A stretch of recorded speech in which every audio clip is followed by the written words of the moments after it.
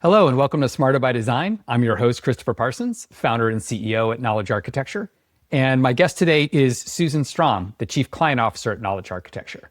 Our topic is what the best synthesis teams do differently. And so the reason we're talking about this is last fall, Susan wrote an article on LinkedIn called What the Best Synthesis Implementation Project Teams Do Differently. The reason she wrote that article is she was approached by a couple brand new clients who had been around the KA community for a while. And they said, look, we want to implement synthesis and we want to have a great outcome. Not a good outcome, but we want to have a great outcome. The kind of outcome you see on the stage at K Connect at the annual conference, featured in the Smarter by Design newsletter, shown on webinars. They want to be kind of elite in the way that they implemented synthesis. And that was a great prompt for Susan to reflect on, looking back over 15 years of synthesis, of implementing synthesis for over 200 AEC firms, and really found 5 principles that seemed to separate the best synthesis implementation project teams. So we talked about that, but this conversation went much deeper than that. We started looking at, well, okay, fine, launch, like that is an important milestone in the implementation of a knowledge and learning management platform. But what about getting adoption? What about continuing to evolve and grow synthesis as your firm evolves and grows? And so we had a really wide-ranging conversation reflecting back on our 15 years together, leading synthesis and running Knowledge Architecture and what we've learned from this AEC community. Susan, of course, is a lovely human being, an amazing leader in not only our company, but in the industry. And I think folks that know Susan well will really enjoy the conversation. And people who don't know Susan yet or have met her and will probably work with her and her team if you become clients of ours, I think you'll enjoy it as well. It's a really, really great conversation, and we surfaced a lot of cool new insights in the discussion.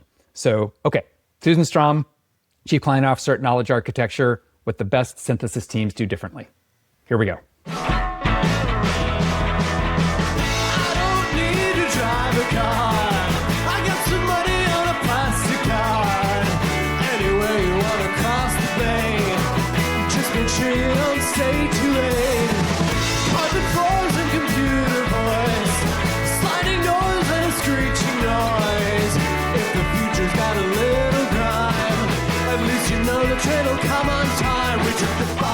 So, Susan, welcome to Smarter by Design.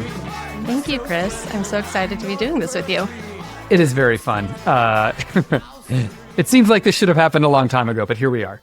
Yeah, we've been doing a lot of implementations. That's the first thing I did when I joined Knowledge Architecture 15 years ago was start leading implementations. Yeah, actually, that's a good segue. For people who don't know or haven't met you yet, what does a Chief Client Officer actually do at Knowledge Architecture? Yeah, great question. So the Chief Client Officer role here is responsible for the client's experience, our client's experience from when they're learning about synthesis, like they want to talk to us and say, like, what does it do? How do we implement this? How do we make this successful? All the way through to implementing it, to what happens after implementation, like monitoring adoption, going after new goals and strategies and strategic firm objectives, and support. So it's that whole like client lifecycle journey with us. And what I see as my job is making sure that our clients have the right support, the right best practices, the right consulting advice throughout that whole journey. That's great. And what drew you to doing this work with us? Like what made you want to lead intranets for AEC firms? Oh, so many years ago, I was an electrical engineer, and I was one of those like 22, 23, 24-year-olds who just got really itchy when things were inefficient in my learning and design process. I remember moments where I was asked to do something like read a spec book.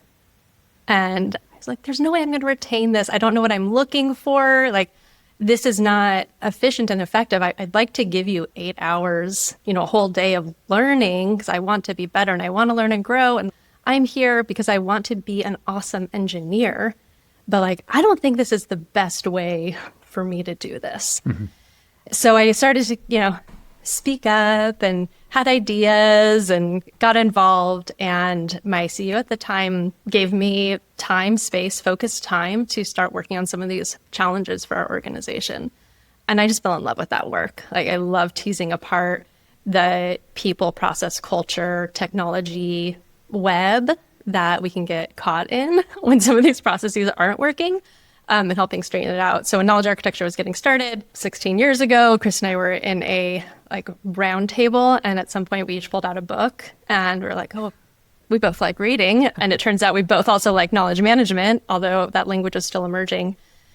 And so we got started, and the work to be done initially was just helping firms get on board with the platform and figure out how to do that. And we had a lot to learn 15, 16 years ago when we were just getting started. So, I have learned a lot in that time working with firms and refined our processes over and over and over again, incorporating what we learn, from each implementation so that the next one is a little easier, a little better, gets clients to their goals even faster. So you've been doing knowledge management about how to do knowledge management. Yes, I have. We're going to get meta in this episode. I am sure of it. Okay, so the piece. What I've learned from our best synthesis intranet implementation project managers. Why did you write it? Why now? Was there a particular client interaction or conversation that drove you, or was it something else? Yeah, I had 2 conversations with 2 different firms that want to implement synthesis within a week of each other. One was with the CEO of the firm, and the other was with the development officer. And these are both firms that are 120 people-ish. They don't have a dedicated knowledge manager role, as most of our clients don't. And they really want to do synthesis, but they were getting kind of caught up on how do we staff this? How do we resource it? So I found myself having this conversation with them, and I felt like some of my, not my best practices, but some of my go-to talking points weren't quite landing. And I was reflecting on it. I was like, what is it that they're looking for that I'm not giving them? And I realized it's that they didn't want to just implement synthesis. They wanted to have an amazing synthesis implementation. They wanted to be best in class. And that's what they were really asking me. It was like, how do I resource this given my firm's constraints and resources so I get a outcome that looks like Snowhetta? So I get an outcome that looks like Turner Fleischer. So I get an outcome that looks like these firms that I see on your webinars and I see on the stage. So I spent some time thinking about that. And the way I tend to get into questions like this is what data do I have around this? So I spent some time thinking about all the 200-ish implementations I've led, and I picked my top 10 teams on the client side. We will not disclose that list on this podcast. Yeah. That list may or may not still exist, and it may have changed in 2 months. That's right. It's dynamic. Yeah, I reserve the right to do that. And I just started writing about what were their makeup, what were their attributes, what seemed like it was consistent across these teams, so that I could answer this question better for these 2 organizations. And so I could really get at, how do you get to the next level? When firms work with us, a lot of times it's because they don't just want a new intranet to replace their old intranet. They want to change as an organization, and they see this as a platform to support that kind of change. And that change isn't just technology. It requires people, process, culture, and all the things. But I wanted to hone in on that people side. Yeah, that's great. I mean, first of all, what a gift to have a client saying, I want to be one of your best clients. Amazing for that to walk in the door. It's a good inspiration for the article. So you ended up breaking this into 5 things, 5 lessons that you've learned from the teams. The first one is they, meaning the best synthesis implementation project managers, understand how your firm ticks. What does that mean? Yes. The best implementation PMs I've worked with just have this deep understanding of how to get stuff done inside the organization. And that means that they understand the big picture priorities. Our big picture priority is to deliver really excellent, affordable housing that meets our clients' deadlines, or our big picture is to design and service bridges for our clients in this very, very knowledgeable way where they go to us because we know the most about their bridges. So they get it. They know beyond what's on the website, beyond taglines, they know what drives people at the firm. And they also know how to navigate getting stuff done. People join different firms because they like the firm culture, right? And different firms have different firm cultures. Some firms are very much we're taking the long view. We're going to move slow and thoughtfully and get there at the right time. Some firms, their perspective is we want to move as quickly as possible And we can absorb mistakes and we can adjust. The only way we're going to adjust is if we make the mistakes. So let's just get going. That's just one example of firm cultures that are different. But a good PM just gets that. They know how their firm works. And why that's so important is because a lot of this work is around leading change. And that means connecting the dots for people. So helping connect what you're asking them to do, the new thing, or what you're asking them to spend time on that maybe is out of their normal job description, with the outcome that that they actually care about, and then asking it in a way that works with how the firm works, with the patterns within the firm, right? And that's really hard to do if you don't get how the firm works. Yeah, and so you listed some things like, what I wrote down was you understand kind of the strategy, whether it's written or not, and like what's important and priorities. You kind of talked about culture. I would assume it also has something to do with relationships. And I'm going to throw something out there and you can knock it down or build on it. But like, are any of the people that came to mind on your secret top 10 list, were they new to the organization? Did all of them have, kind of like X amount of years with the organization, understanding strategy, culture, relationships? Like, what were your thoughts on that question? Yeah, it's a good question. I don't remember exactly if any of them were totally new to the organization. It's kind of unlikely, but I am thinking of a firm I'm working with right now, and their implementation team has two co-champions, one who's been there for a long time and is transitioning into more of a firm operations role out of a design role. Really gets, she gets the strategy, she gets the culture of the place, and she has the relationships.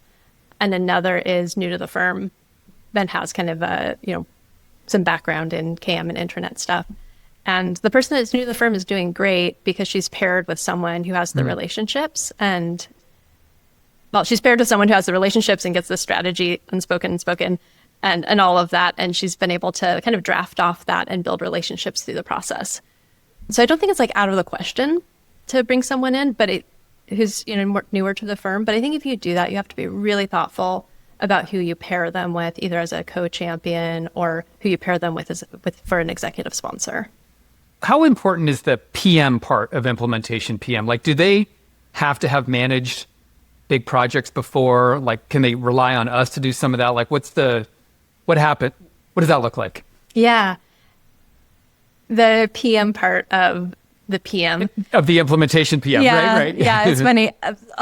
A number of really great PMs that I've worked with have managed client projects, not big client project necessarily, but some client project work. They're kind of moving into a PM role in their career, but they may not have managed big projects. They may not have managed a technology rollout before. So I don't think that's actually that important.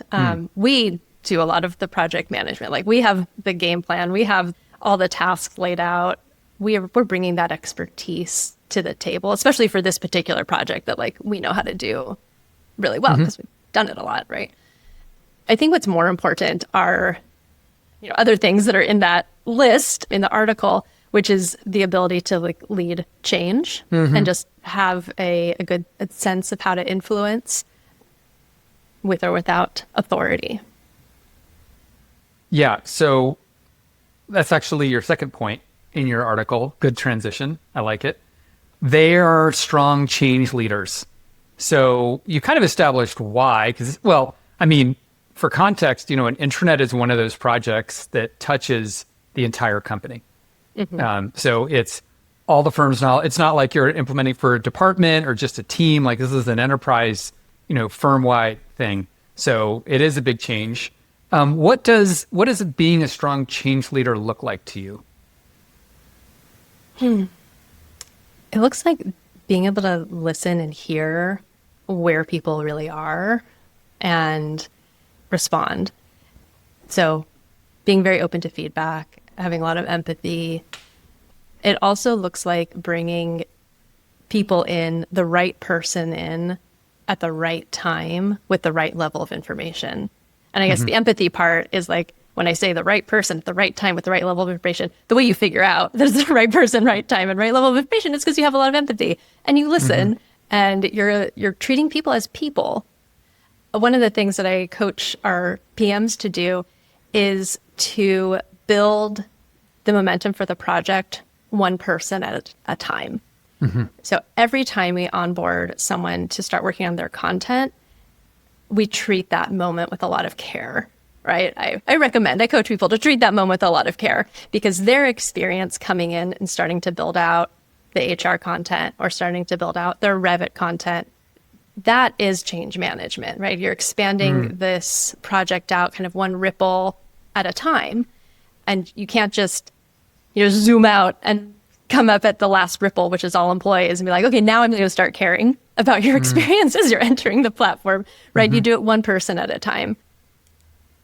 I don't know. I think change management is a whole field. Change your leadership is a whole field. I don't expect anyone to be like a change leadership expert.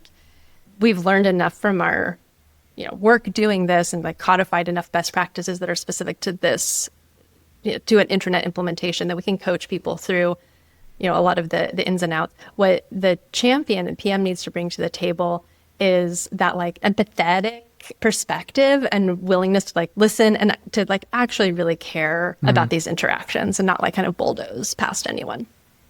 What does it mean, like in the example you gave? So you're encouraging a new implementation PM to, if they're onboarding HR into Synthesis, to treat them with care.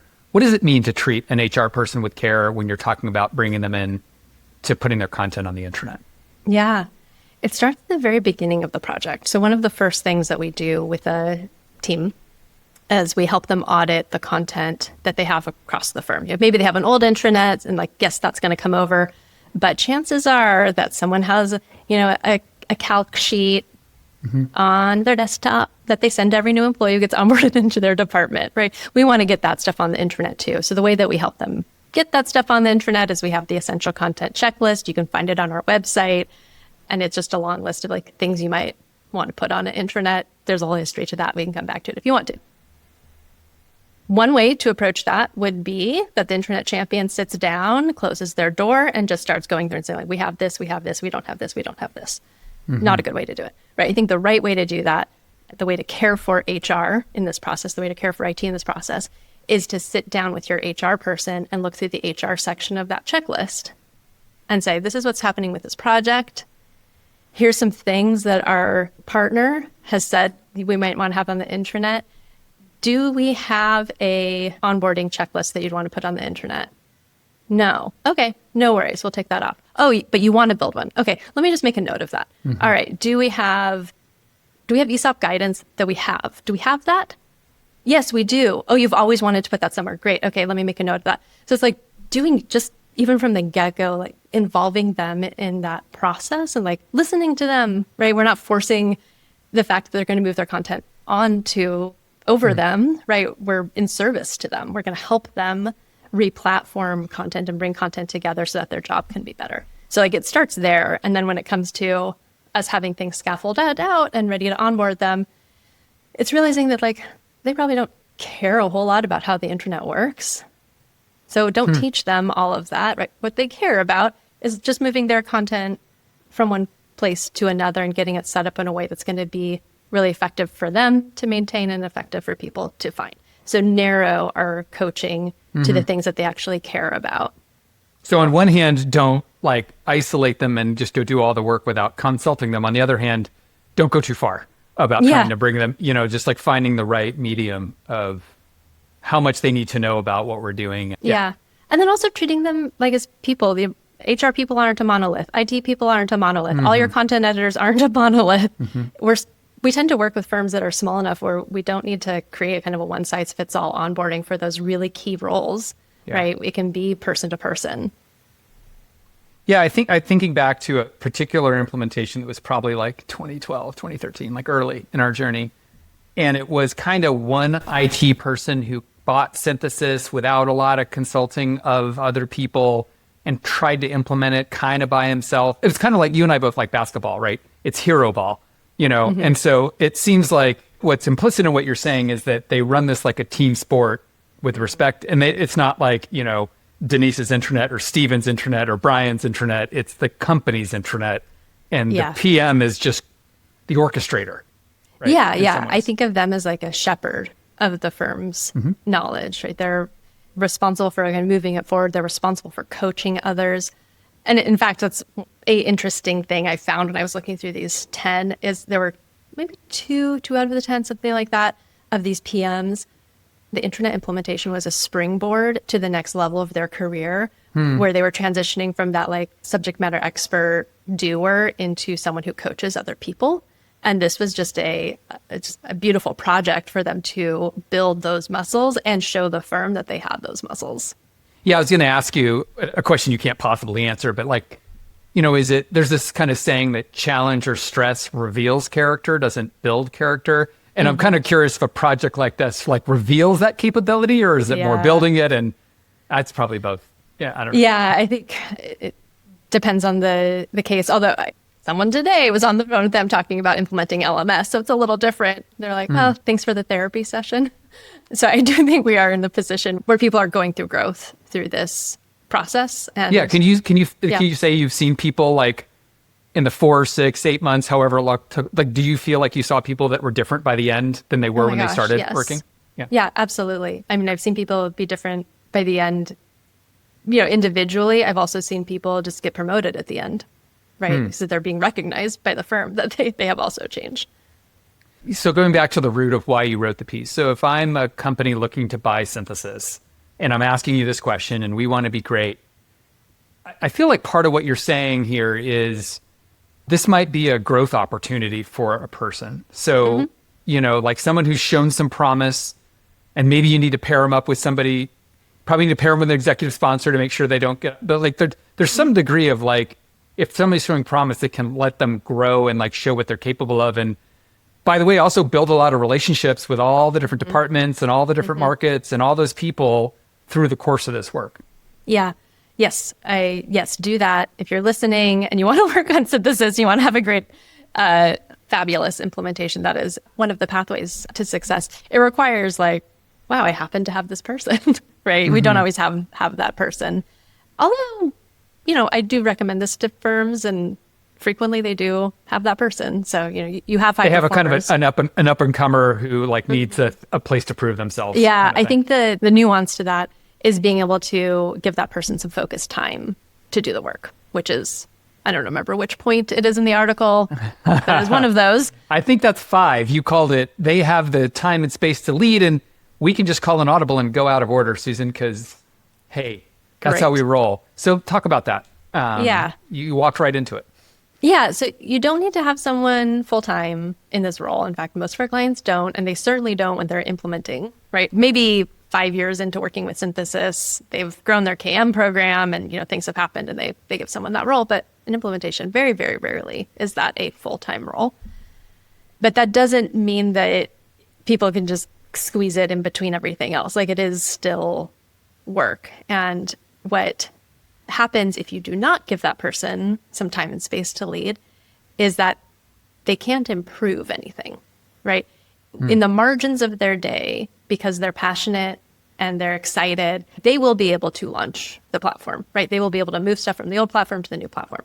They will not be able to rethink the organization and optimize it for where the firm is today and where the firm wants to be in the next 5 years. They will not be able to be really thoughtful about onboarding each of those community managers and tailoring it to optimize for their, engagement and joy in the platform. They just won't be able to really lead. The urgent will get in the way of their leadership. Right. Efficiency is going to trump kind of other things. Yeah. Again, they don't need to be full-time. They don't need to be half-time. Yeah. But like, maybe give them a project number to bill to. Maybe incorporate this into project staffing if they're a billable person. Incorporate this into your staffing if they're a marketing person.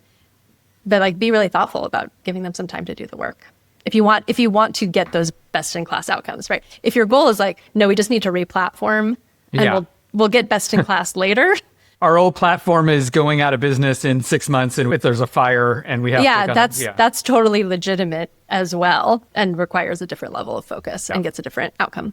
Well, you just said something, point 4 was they represent both practice and operations. And so you were kind of talking about time and space to lead, I think from the perspective of somebody who's billable, like a practice person. Tell me about that idea, because I think I've heard you say this, like a 2-person implementation is better than a 1-person. And if you're going to have 2 people, having them come from different parts of the business is really useful. Can you unpack that a little bit? Yeah, absolutely. I was on the phone with someone yesterday who, again, very excited about synthesis, trying to figure out how they're going to staff it. And I shared this bit about, it should be someone who really gets the firm and is good at change management. And she's in HR. Been talking a lot about HR today. Interesting. Must be on my mind. She's in HR, and she said, oh, well, I can do change management. I know a lot about the operations side of the firm, but I don't know a lot about our project delivery. I'm not an architect or an engineer, so maybe I can't do it. And I was like, aha, 0.4 or whatever. Get a co-champion. Because this is actually the best, in my opinion, of the structures, is to have someone who really gets how things work behind the scenes, who gets your systems, who gets how the business operates on a system level.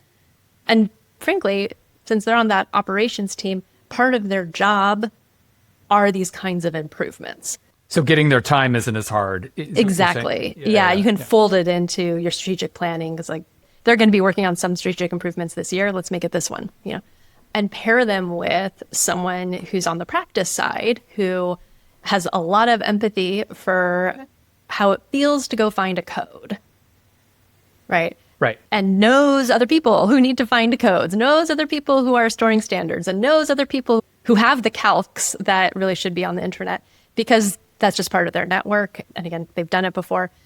If you pair two people like that, talk about knowing the business and knowing about business, how the business ticks. You really have a lot of coverage in that knowledge. You have a lot of coverage across relationships, and then they get to play off each other. So you will hit a wall, right? There will be an area of content that the person who kind of needs to be involved is on a deadline, or they're not connecting the dots, they're not bought in. And you need to figure out how to navigate that, right? You always have myself or my colleague, Sarah Davies, who's great. We lead implementations. We're happy to coach you through it. But if you have a champion pair, then they can talk to each other, and they know all the people, and they have bigger networks inside the firm, right? So they can be strategic support. Yeah, I like that for a lot of reasons. They can also, you've seen more of these than I have. But I think one thing I've also observed is they can have different strengths and weaknesses. There's an internal COMSI component, there's a more structured data component, there's an analytics component, and maybe one of them is analytical and maybe one of them is more feeling-y kind of person. And so you can also balance each other out a little bit that way too.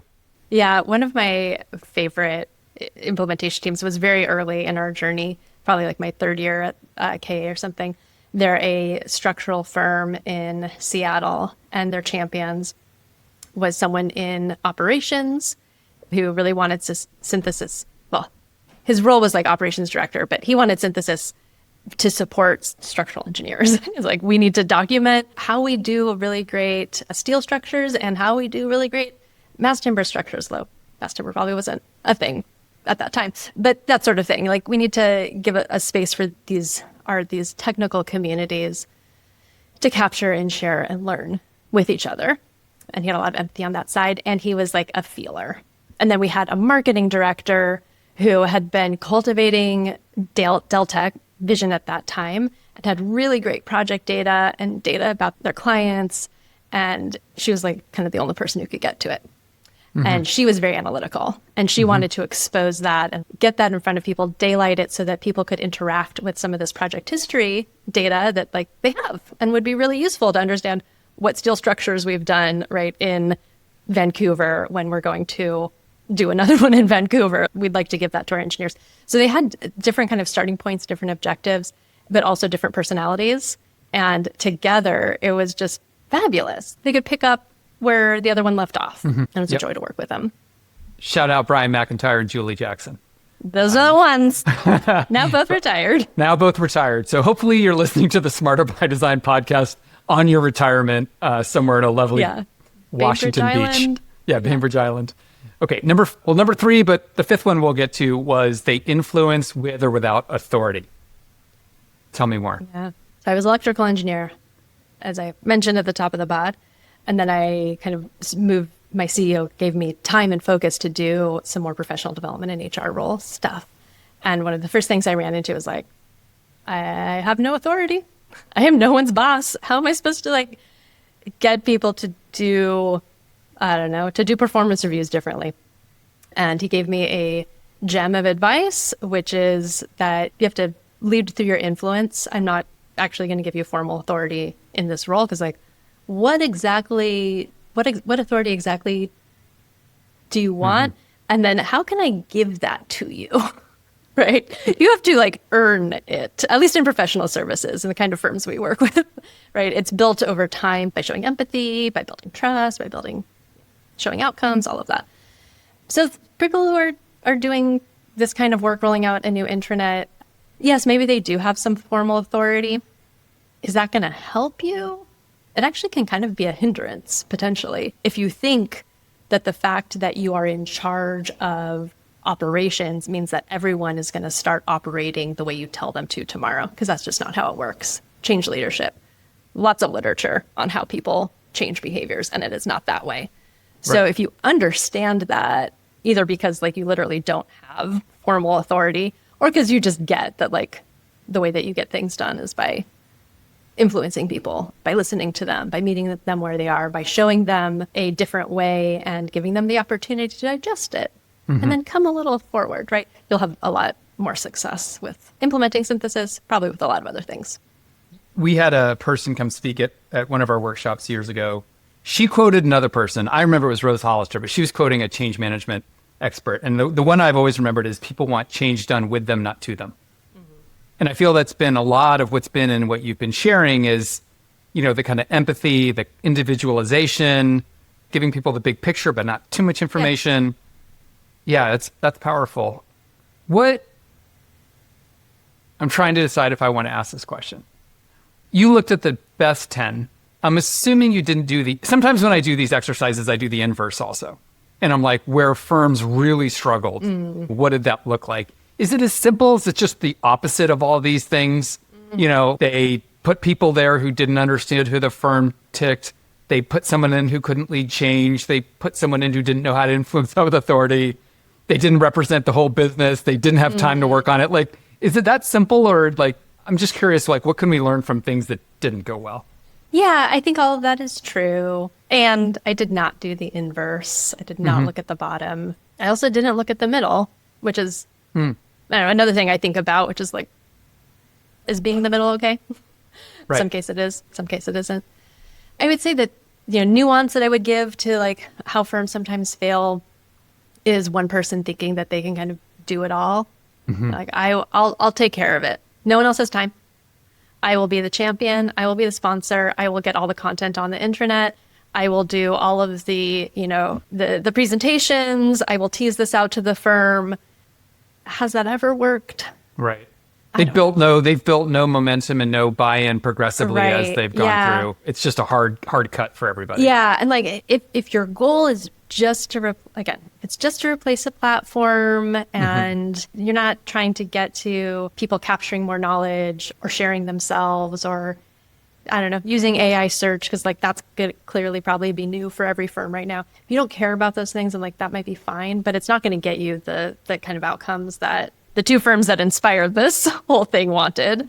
Right. So the one person, not a winning style. And then the other thing that actually is not so much about implementation, but gets set up maybe a little bit in a mindset during implementation, is what happens after you go live. Right. Right. I would say you're still in implementation for a little bit. Like how long? I tend to care a lot about what happens the 12 months after. After you launch. Right. After we launch. So part of our process, for anyone who doesn't work with us and doesn't know this, is that every year we offer as like a partnership service. It's just part of how we work. It's not an additional fee or anything, is to help you develop your intranet strategy. Right. In year one, it's kind of obvious generally what needs to happen. We still refine it, because what one firm needs is multi-office, discipline firm is what they're working with is going to be a little different than a single office firm that is going from 20 to 40 employees, right? And what their pain points are. So we have to modify it. But the gist is kind of the same in a lot of ways. Like we need to get the platform up. We need to get people using it. But what happens in year 2 and 3 and 4 diverge. So in that first year, in our process, we do that strategy work, and then we meet with you every quarter to look at your analytics and to talk about what you're experiencing on the ground with respect to your 3 to 5 business priorities that you've identified for the platform. In the first year, I do not let clients out of that. It's like, you have to meet with me. I'm going to help you whether you like it or not. Hopefully they like it. Why? Why? Yeah. Gosh, I want them to be successful. And I think when firms are like, I don't know if we need to look at this with you. Sometimes what I fear is that they think that since things have been, on an upward trajectory, they're like, we did the things, that it's just going to continue that way. And like, I know about the trough of disillusionment. Right. You're going to get to a high and then there's going to be a dip. I know that things might be falling off or could fall off in the future. I know that because I've just been through this so many times. Just because people got their stuff on and it's like looking good does not mean they're going to maintain it. And if they don't maintain it, we're not going to have a good intranet in 2 years anymore. Right? We might have had something really great at launch, but if we don't continue to tweak it and build the culture of caring for this new member of our firm, we're not going to be where we want to be. So in that first year, like, it's kind of like onboarding a new employee. It's like, I brought them in. I recruited them. I brought them in. I'm not going to walk away and hope their manager does a good job. I'm going to stay with their manager and make sure that, they get to their 12-month mark and it's working. So it's that kind of like responsibility and accountability I feel like I have to them to get this. Well, you're talking about the transition from being in project mode, which is launch the thing, to operational mode, which is sustain, build, evolve, grow, develop the thing as your company evolves and grows. And I think what you're saying is, that change is coming even if they don't. Like, you've seen that, like, people get excited when something launches, then they kind of go back to work, and that the long work is to kind of like build adoption over time to make it the new normal. Yes. Right. Is that the same, back to the premise of the article, are the same people who help you in the build the thing, launch the thing, the right people to be in the sustain, evolve, grow, adopt the thing? Yeah, that's a great question. And I've seen it go both ways. Most of the time, they're the same people and the skill sets of like being empathetic and listening and, leading change and, understanding how the firm ticks translate really well. But in some cases, they don't. I've worked with some, PMs who have been really great at getting this live, but then like, frankly, they either want to go on to the next project, like the next new thing, and get it through that process, or they might want to go back to like their day job. Like I'm thinking of an architect we worked with who was wonderful. Like, he led this project really well, but at the end he was like, I'd like to hand this back off to someone because I'm an architect and this wasn't a career move for me. This was a service to the firm and I've completed my service and now I want to go back to my job. That makes sense. You kind of, maybe as a pure project person, you have maybe a different metabolism that's different than someone who wants to stay with something and maintain and support it. Yeah.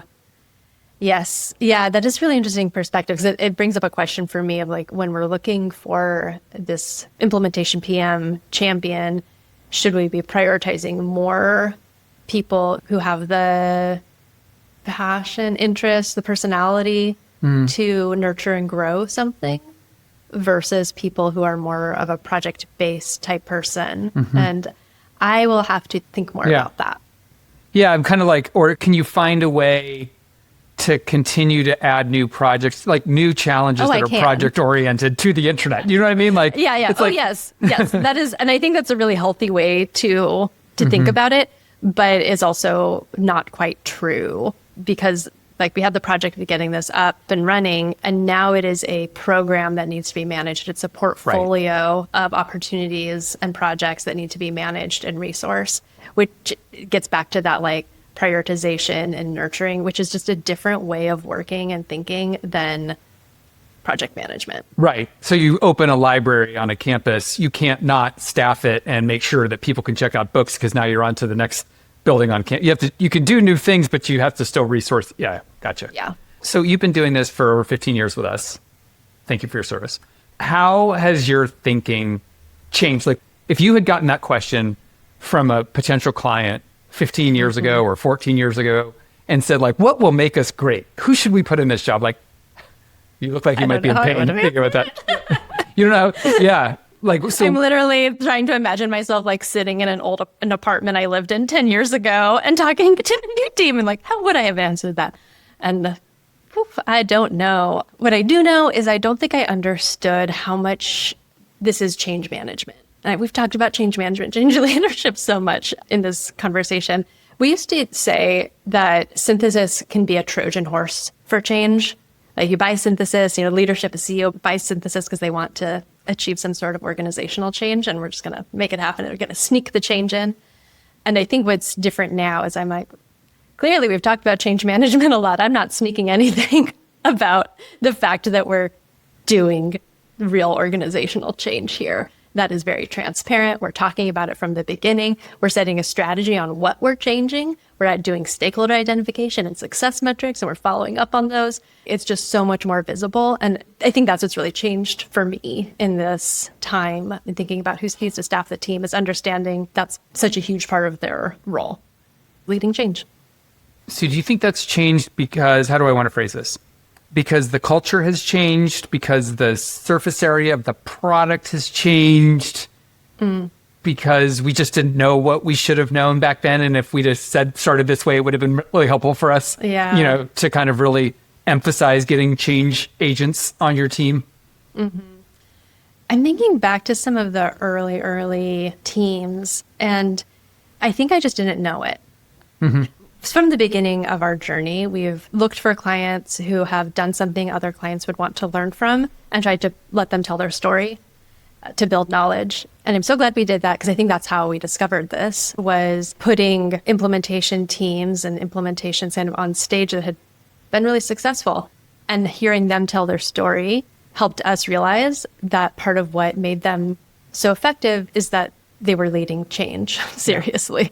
It might have been accidentally, but they were doing it. And it was because they were just that was in the DNA of the leader, right? It was a marketing leader who just knew that in order to be effective. Think of Amy Aponte. Yeah, right? Amy Aponte. Shout out Amy. Or I was thinking Pat and Kathy from Mead and Hunt. Yeah, absolutely. I think their K-Connect talk was like, change is the new black. So they even named it in their presentation, right? Mm-hmm. Is just a thoughtful... Yeah, so like you hear your clients tell you enough that what they're doing is change, and you take that in. Yeah, I guess it's kind of like we got really lucky having people that intuitively understood it, but now that we've named it, having now known this and being able to tell people, when you've kind of surfaced that as a really important component to building out that implementation team, has that helped them connect the dots on who the right people would be? Mm-hmm. Yeah, I think it has. I published this a couple months ago, but I was writing it and I shared some early drafts with these two firms that kind of inspired it. And one of them has picked a really wonderful pair of people who represent the two sides, the operations side and the practice side. And they're displaying all the behaviors. And then the other is being really thoughtful about who they pick. And they haven't picked their team yet, but that's because they're taking this so seriously. So I do think that naming it helps people. Our clients, they come to us because they want these big outcomes, and they're smart leaders. And I think they intuitively know that the people that they put in the position of making all these little decisions along the way are going to have an impact on the kind of outcome they get. Mm-hmm. We've talked a lot about the implementation PM, which I think is really important. There's another very, very important role, which we have lightly touched on, but not really gotten into, which is the executive sponsor. And I don't want to get into a whole thing around what makes for a great executive sponsor, but the thing I do want to explore is the relationship between the implementation PM and the executive sponsor, and where there are things that only the executive sponsor can do. Even if you have the best implementation PM in the world, what's their ceiling and how do they complement each other? Yeah, just kind of cure the edges between those things. Yeah. And maybe start with what's an executive sponsor? Yes, great. So the executive sponsor is part of the core team. They're part of the structural team that is making this intranet project a success. And then after, when it's into its program phase and we're managing a portfolio of possible improvements and behavior changes, they're part of the core team that's helping prioritize which ones we're going to go after and resource and what's actually going to move the needle for the firm. A really good executive sponsor isn't in every meeting, but they stop in every once in a while because they're interested. I tell them they don't have to be there, and they're like, but I just want to know what's going on. That's always nice. So ask them a couple of things. They can leave their fingerprints on a few ideas. But what they're really there for is winning hearts and minds of the leadership team. They're the kind of the conduit between the intranet team and the leadership team. Yeah. And speaking of written and unwritten strategy, there's the formal and informal leadership team, right? So the executive sponsor gets that. They know who needs to be influenced, and they know whose networks touch which employees. And the champion might know some of that too, but they probably don't have the influence and access to that full leadership network that the executive sponsor has.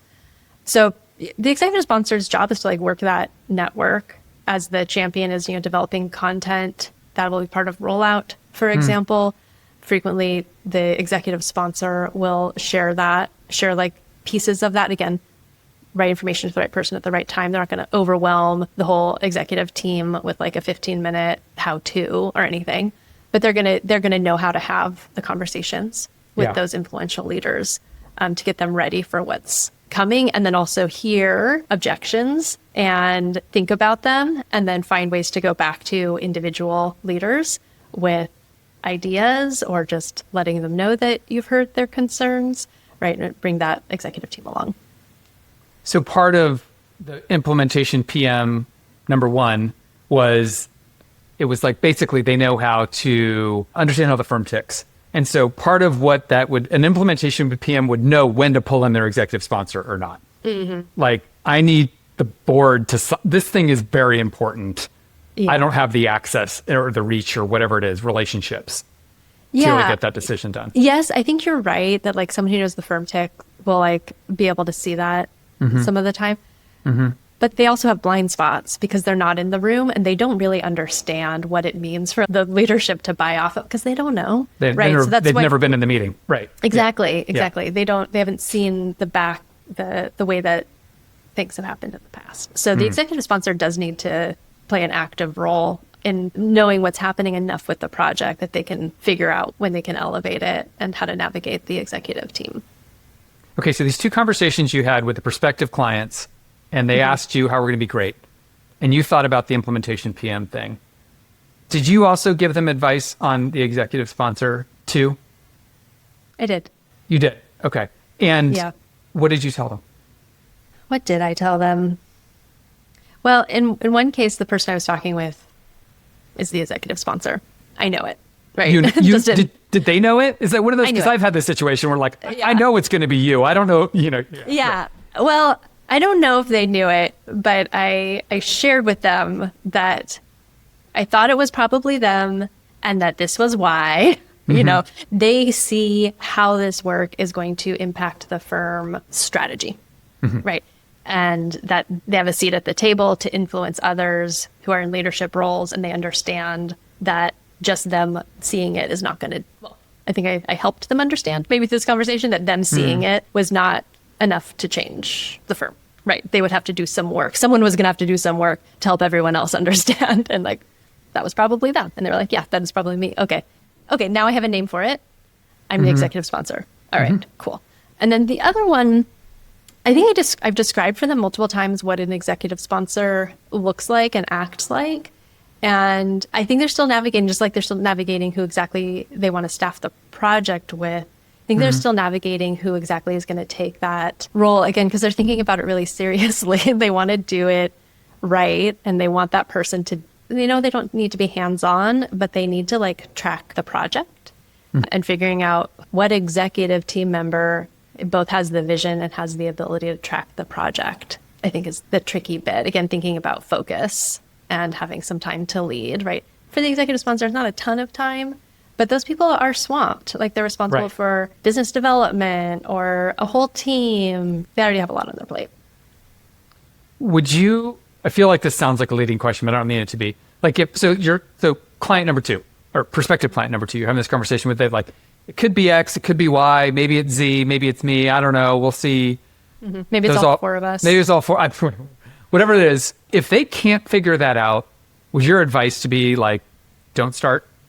Or like, what happens if they do? Should they just wait 3 months or 6 months or a year until it's clear that like someone's raising their hand and like, I'll take us up the mountain? What's your thought on that? Yeah, good question. I would say just get started, and the right person generally emerges. Interesting. Sometimes the same with a champion. Like if there's a few people that they think might be the right person, like, let's bring them all into the strategy session. I feel like we'll probably figure this out within 2 weeks of like who actually has the interest, the passion. Part of what happens in the very early stage of the process, the project, is everyone understanding what this project is going to be. I mean, I think it's not unlike designing a building where we have a bunch of stakeholders. I guess we want this building, but only when they start working with the architect and the engineering team do they understand the kinds of decisions that need to be made and how exciting that is and how powerful that is, or how much they do not want to be in that room. Yeah. But like 24-year-old Susan Strom would have wanted to be in that room leading that project. Oh, yeah, 100%. Yes. Cool. So I want to ask you finally, kind of community. Like it's something we've invested in a lot. We meaning knowledge architecture, but we also meaning just you and me personally over the years. How does the KA community factor into implementations or kind of that period after implementation where you're building adoption? Talk to us about that. I guess also like, again, back to those two people you were talking to, like, do you bring community into the discussion with them also? Yeah. Yes. The K community is a very special group of people who share very openly about their experiences working through the kinds of changes that we're talking about with one another, and ask follow-up questions with empathy and interest. So it is a rich community to learn from. Once a firm is done with implementation, like they finish the project, they hopefully start connecting up with that group. And actually, frankly, this is the tacit knowledge of my job. One of the pieces of tacit knowledge of my job is I want to introduce the implementation PM and the executive sponsor to the KA community through the implementation process, but I also don't want to overwhelm them. Right. So I will wait for like the right moment. You're treating them with care. Exactly. Yeah, I'm onboarding them with care. Well, we're having a virtual roundtable, and I think a topic might just fit squarely within their interest zone. You know, I'll invite them to that so they can just see who's here, right? What does this community look like? And maybe have a couple conversations that stick with them. Right. Should a firm in implementation come to K Connect to our annual conference, or do you think it's better if they come later? I mean, I think they should come during implementation, before implementation, after implementation. I feel like K Connect is supportive at any time. I think the tighter KA community that is client specific only, where it's, you know, the virtual roundtables, like you need to be in implementation or after to, I think, fully be able to engage there. Yeah. Okay, so final question for you. 15 years in, we hope everybody listening to this hopes there's another 15 years of Susan Strom at Knowledge Architecture. Where are your hopes and dreams for where we'll take, you know, whether it's implementation or supporting people afterwards or helping them just kind of go to the next level as learning organizations? Like, what are you thinking about about raising your game and then the game of all of our clients collectively? Yeah. Since we moved to the new platform, my focus had been on trying to make as much of what we know about how you move through the project visible to our clients so that we're not the bottleneck. Like, we're here as coaches, but they don't have to wait for me to say, well, the next thing is we should talk to your marketing team about their project data, right? I've been trying to surface that. And I think what I'm thinking about now is how can we surface that like level of detailed, this is how you do it, for the things that happen in year 2 and in year 3 for an organization, the stuff that happens after launch. I don't want to like spin up a bunch of projects for firms that like, you've launched, now you have to start project 2. But I think with LMS, you know, all of our clients that are already live with Intranet are going to, they won't all want to implement LMS, but many of them will be. It's like, how do we coach them through that and take the things that we're learning and just make it available while still creating a lot of partnerships, that they're not in a position where they feel like they have to go at it alone. Yeah, so you, to name it for people that don't know, like you've revamped our onboarding platform. You've brought in a piece of technology that makes it so they can go as self-serve or self-directed as they want. And the kind of the next steps are very, there's videos and there's all kinds of stuff they can go. And I think what I'm hearing you say is like, okay, great. So that's been optimized to get you to launch. But like, there's all these other moments that are going to happen in your journey in those 2 or 3 years that we know are coming. Can we try and make those kind of come to you automatically or be self-directed or codified a little bit more? Is that kind of where your head is? Yes. Yeah, I think that's right. And part of what I would love to codify even more are the strategy parts of it. I think LMS is a really interesting one, and AI search also has been a really interesting one when it comes to strategy. Mm-hmm. For some firms, they'll be able to turn on AI search and like just go at it. But for other firms, having a clear outcome, it's like we want people to use AI search to like start to answer project questions so that we can deliver project advice that is more tailored and is based on our actual experience. We want to get our employees to do that. And we're going to do that by really teaching them how to use AI search really effectively. Like that's another level. And that's where we get into like strategy and change management, not just turning something on. Right. Again, for the implementation, like obviously it's a lot about strategy and change management, and like we know how to do it. But for these other pieces of technology or these other goals, like having the strategic advice kind of boiled down for firms to be able to work with, I would be very proud to have that. Yeah, I agree. I think that sounds really helpful. I mean, in some ways, we're trying to do, I think it's almost like you've built a 1-100 level series on how to build synthesis well. And I think we're looking towards what would a 200 level series be, or maybe a 300 level series, and how could we scale what we've learned. I mean, ultimately, I said this would be a knowledge management discussion about knowledge management, right? In some ways. And yes, I think that's kind of where, here we are again.